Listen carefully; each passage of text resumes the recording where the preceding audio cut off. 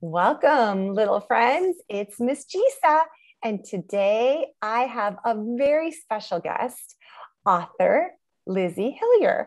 Hi, Lizzy. Hi, Gisa, and hi, everybody. Thank you for having me today.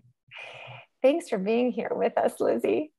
As many of you know, I love visiting the national parks. And as I was preparing for our trip to White Sands, I couldn't find any books for children written about White Sands National Park or the animals and the plants that live there. So after much searching, I finally found Lizzy's book.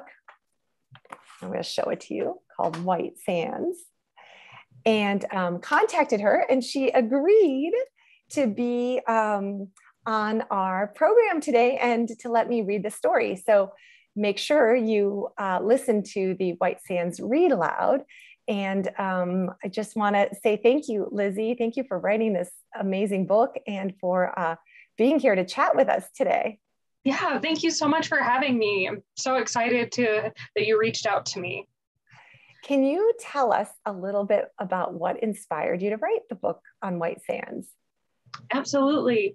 It's an interesting story. I originally started working for the White Sands nonprofit park store, the Western National Parks Association. And we're a bookstore that runs out of the visitor center. And it was a serendipitous kind of situation where I ended up getting this job. It all just kind of fell into place. And I just absolutely fell in love with the job the moment I started working there. I never even knew that really working for a national park, aside from being a park ranger, was an option. So after a while, I noticed out of all of our books, we only had one book that was a children's book, and it was more of an older children's book about the White Sands, and it was more of an adventure book. It wasn't really as educational. It's still a great book, but I felt like there wasn't very many out there, and I couldn't find any. And as my job, it's part of my job to go out and find books for our store. So I was definitely looking myself. So after I realized that there weren't a lot of options for books, I decided that I might want to try writing my own. And a little poem was kind of entering my mind as I was at work, and I didn't think anything would really come of it.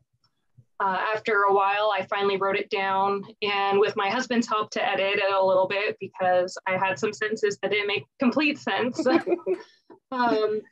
We put together a really nice poem, I thought. And again, I didn't think anything would really come from it. But after looking at all the options for self-publishing, it seemed like a real opportunity to get that out there to where it could be a little bit educational, but for a younger audience. It's perfect for the ages that I teach in preschool. The illustrations are vibrant, and I love the rhyming with the text.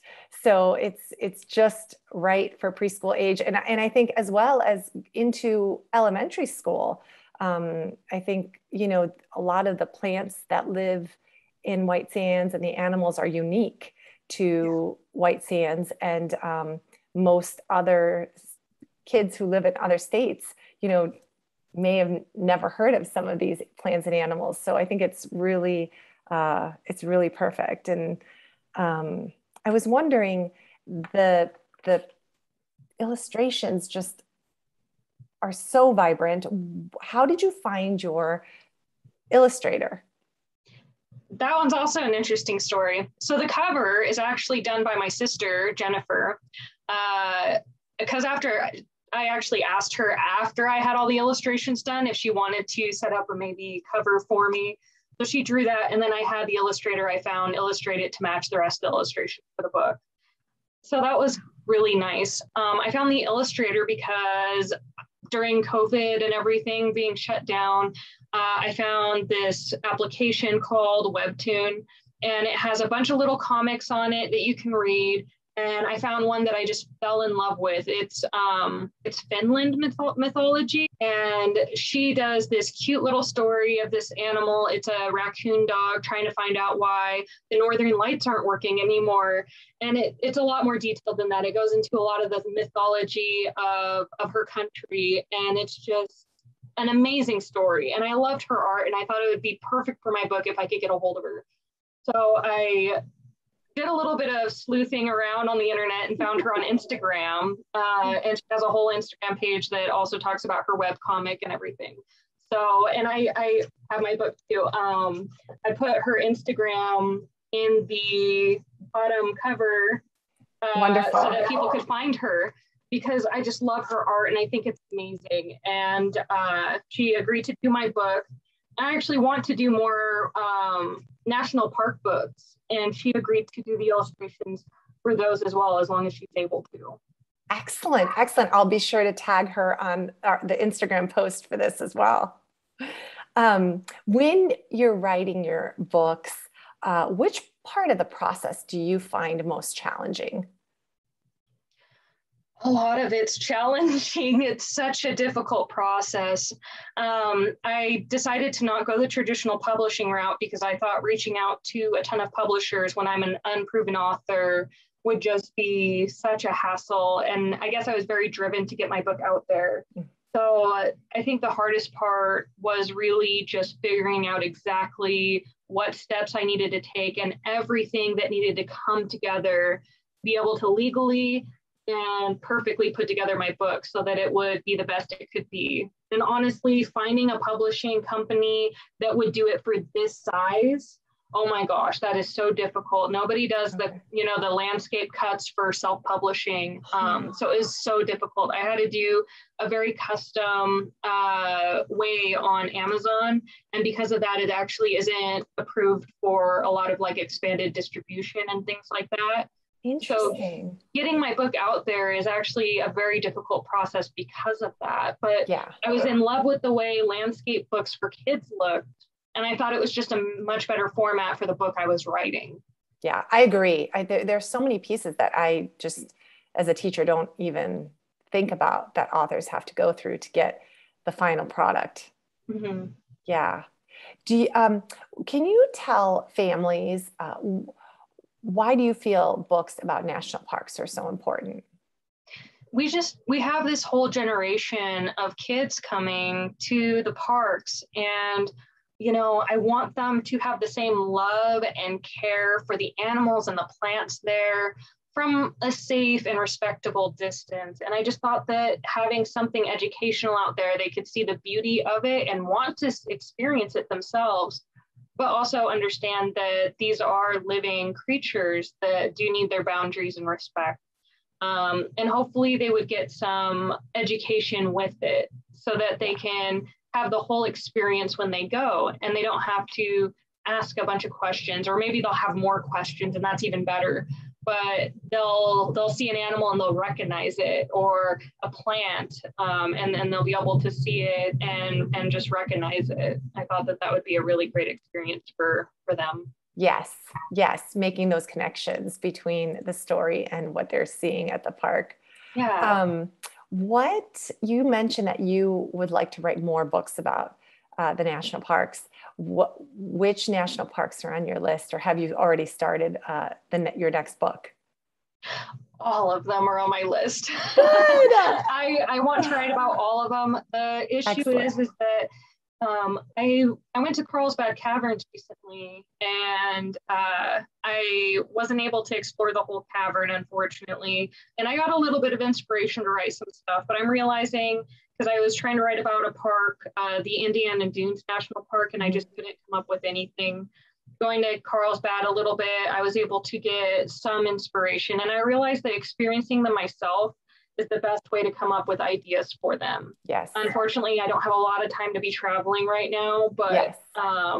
The closest one to me, I believe, is Saguaro National Park. I think that I'll probably try and go to that one next. Maybe I can come up with something then. But yeah, I'm realizing it's very difficult without actually personally seeing it to write about it.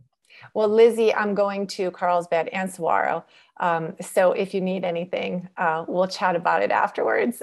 If you need anything, I'm Absolutely. happy to bring you back some information, although it's nothing, you know, National Park Service does an excellent job at providing online resources for teachers Oh, and yes. kids and families. And you can do the Junior Ranger booklet online as well for most parks. However, there is really nothing like being in the park and experiencing it live. Yeah, exactly. And if you ask nicely, Indiana Dunes actually sent me, I think, 10 or 12 pamphlets about their park. Nice. That's So great. I did a lot of reading on that one, and I'm not coming up with anything. So I'm going to try. Good, good. Definitely. Well, just so you know, not many books on Carlsbad Caverns either. So Yeah. definitely more than White Sands, but not as many. Saguaro has a ton, a ton, just about the desert in general too. What advice do you have for our little readers who may want to become authors? You know, honestly, there's just so much. It's interesting. A lot of people told me that I needed to make sure to have something else in line, that something else had to be lined up, that maybe being an author isn't the best. And, you know, I think that that's such a crushing thing to hear. If you want to be an author, you can. There's nothing better than sharing your experiences and your stories with other people. I never expected White Sands to have the attention it's had, you know, and it's such a great feeling that I believe that if you just write a little bit every day or a little bit every week, in a couple years, you can have a full story. And that may seem like a long time right now, but it's worth taking the time to set out the best story that you can. Sure, maybe you won't be the next J.K. Rowling. I don't know, but maybe you will. And the only You never way to know find until out, you start, right? exactly. The only way to find out, and a great piece of advice that I love is editing is such a daunting task. And that's Yes. maybe a big word. It's a big task that can be very discouraging, but you can't edit anything if there's nothing on the page. That's right. Get it out first. Yeah. Yes. Well, Lizzy, where can families find your book? So I do a lot of selling locally in Alamogordo. Okay. I'm not in any stores yet, but you can definitely find me in, you know, around Alamogordo. I'm trying to get it in the National Space Museum at the moment. They were interested in possibly carrying it in their little gift store. And then we are attempting to get it into the, that actually is probably something I shouldn't say, the White Sands bookstore. Yeah, so, yeah, wait. How about Amazon? Are you on Amazon? I am on Amazon. So I am on Amazon and you can definitely find it there. That's the best place to find it. It's the easiest to access. Yeah, that's where I purchased my copy. So great. Well, Lizzy, thank you so much for being here with us today. Yeah, absolutely. Thank you so much. I really appreciated talking to you and the kids today. Thank you. Thank you for your time. And we are going to have you back when you write your next story, I hope. Definitely. Just let me know and I will be happy to join you. Wonderful. Wonderful. Well, friends, we will see you next time. And don't forget to listen to the story that I read today, White Sands, written by Lizzy Hillyer. Thank you for joining me today. Remember to like and subscribe to support our channel.